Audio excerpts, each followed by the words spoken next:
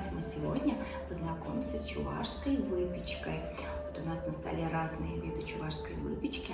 Это называется, ребята, пажалу. Повторите-ка, ребята. Повторим. Пажалу. Это у нас, пюре-меч. Это тоже пюре-меч. Это пюре-меч с творогом И с зеленым луком. А это пюре-меч, угадайте, из чего? из пюре, да, из из пюре. картофельного пюре. Молодец. Ребята, а вот эта выпечка называется хупло.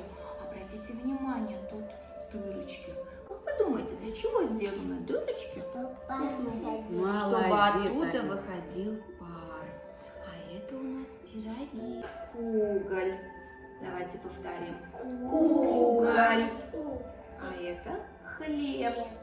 По-чувашски он называется щогор. Щогор. Щогор. А это, ребята, каравай. Как Большой красиво. пирог, да? Да, большой Да. пирог.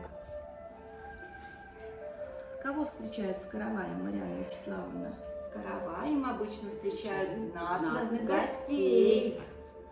Встречают в чувашской национальной одежде с Да, вот с таким полотенцем. полотенцем красивым. Красивым. Видите, вот с таким красивым полотенцем. Вот и Вот каравай в каравай. середине. Что же с ним делают? Его отламывают. Вот сюда кладется соль. Да, это место Берем для соли. кусочек каравая, макаем его в Обмакивают. соль и Кушаем. кушаем.